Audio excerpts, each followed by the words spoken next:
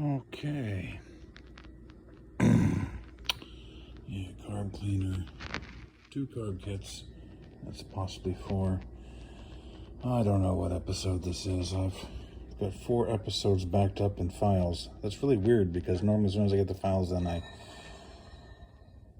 well, that's interesting. I get them out the same day. So this is the most, I don't know what I was thinking. This is the most complicated carb I've ever seen in my life. That includes my RE5. Yeah, well, guess I'll just tear into it.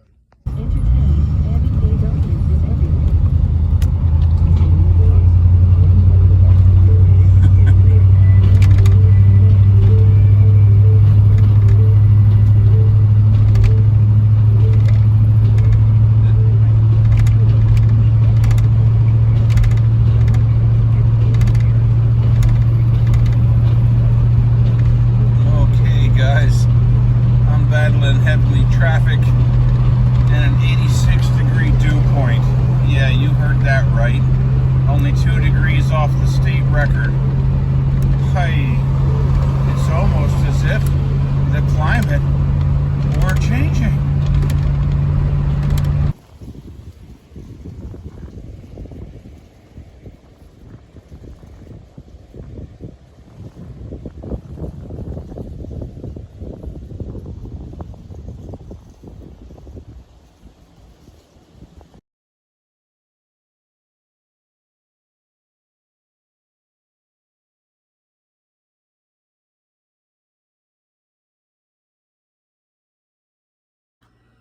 Okay, it's past time I get back to this carburetor here for the bratwurst. Yeah, what I've decided I'm going to do here is I'm just going to follow the very simple here disassembly instructions by the numbers. It says this should facilitate being able to clean it up, take it apart enough to be able to clean it up. Now, I guess worth noting is I've never had to do this in my life ever. I've always just torn it apart. Now, I've had access to these things like what's this adjustment, which check pawl goes here, which spring goes here. That's critical. But I've never had to access one of these in order to get a carburetor apart. Yeah, I think this is this is the most complicated one I've ever had to deal with. Well, wish me luck. Okay, how do we finally determine which one's the right rebuild kit? Well, 15853A has the right gasket. Okay, got the carburetor physically mounted. That wasn't knuckle busting, back aching, dreadful. Why do you ask? Okay, next to and most important are the fuel in line and the fuel return line. Okay, now I have all the lines, mechanical, vacuum and electrical hooked back up. Good question might be, how do I know which ones are going to the right ones? Yeah, I got a pretty good idea. I mean, hey, if I get a fuel and a vacuum line mixed up, what's the worst that could happen, eh? Okay, she's all back together. It seems all right. With a jump from Hare Cougar, should start. Got to go halfway across town to get the keys. Weird story. Oh, okay. It's past time for me to get back to work on bratwurst. I got the jack holding up part of it. Jack stand's holding another. And I don't know if you can see it back there. Yeah, there's a wheel chuck. Can I risk a zoom here? There we go. Reason being is it's front wheel drive. Put it in gear, won't hold it, the rear wheels. And the emergency brake's nothing to speak of, probably because I left it on for 750 miles on the Alcan. Yeah, normally I say this is half the battle, but I think ours is just beginning today. So what we're trying to do here is get off the wheel, get this off the spindle. It's something outrageous, like 36 millimeters, which is the size of a semi. And then we're going to try and get at the front wheel bearings. Okay, now this isn't obvious. To get these things off the edge of the boot, there's like a dot on there, a raised section. You just pop that over that and they come apart. First, it wasn't in a advantageous position and I was cursing my luck. And then I realized, oh yeah, one can turn it. Okay. Oh. given up on the wheel bearings for now. It's a tremendous job. We're trying to get some bratwurst jumped here so we can have some sense of accomplishment. It is coming along, albeit slowly. That setting sun light somehow caught in that, I don't know, caliper clamp. I thought I'd share that one with you. Okay, here we are back trying to get the bratwurst going. I was thinking that last time I tried this, you know, this behemoth of a charging system should have cranked this over no problem.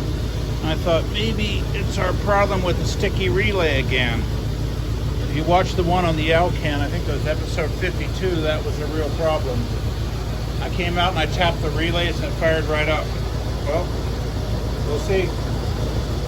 Okay, so we started wanting to save bratwurst here, or getting it started. And since even the behemoth of the charging system of Herr Cougar won't turn it over for reasons I don't understand, the lights waver. Even when I drove it out here to Minnesota, the lights were wavering. My cousin said I needed a new alternator. It's 4 years later, I'm still using the same one, but I've noticed that the voltage on the gauge will waver when it's on this one. This one has a gauge, not a light. So what we're doing here, this is a little unorthodox, but it should work. I got those positioned like that so they can't make contact. Then we're going to take Herr Cougar's battery, which is fully charged, attach it here. Then when we get it started and going, we're going to get these battery terminals on here. I better do it differently if we're going to do it that way. But anyway, we're going to get those battery terminals on here, and then it'll be forced to charge a new battery. Like I said, unorthodox, but hey, if it works, is it really such a bad idea? Okay. Moment of truth.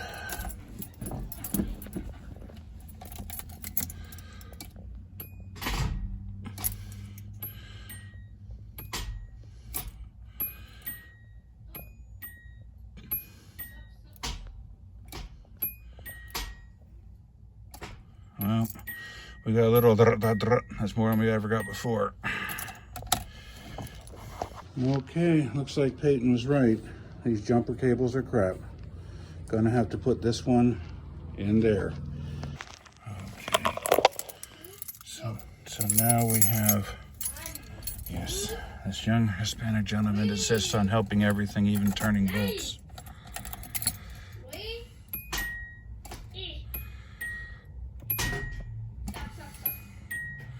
See? Okay, something is...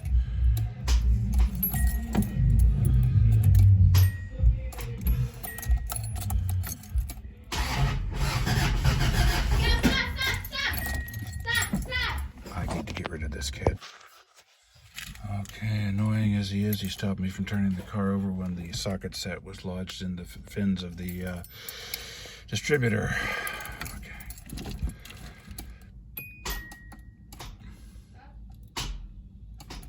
Maybe I got a flat starter.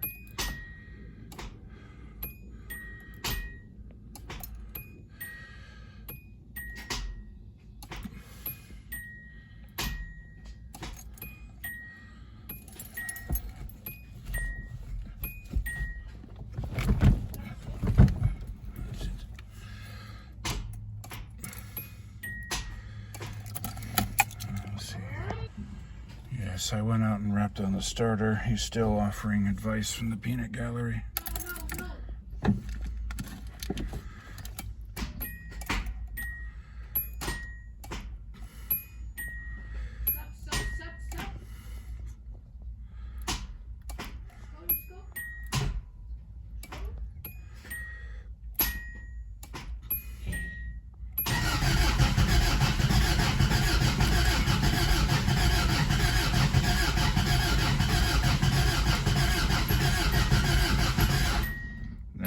Does not sound good at all.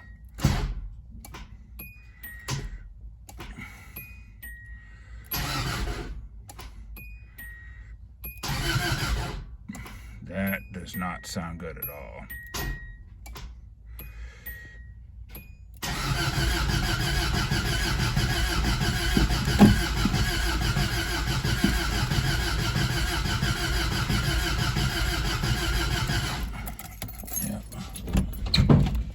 think it's got a bad starter, and the motor almost sounds like it's blown.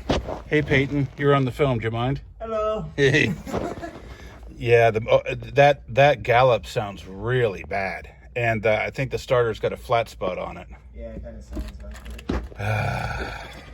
Didn't you just replace the starter? No, this is the original one. Okay. Yeah. Oh, she said that. What? She said that.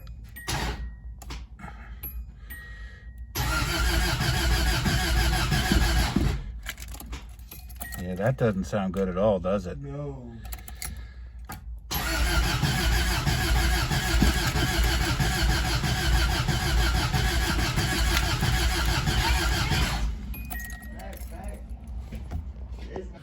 Okay, Peyton spotted this. This is new just from turning it over.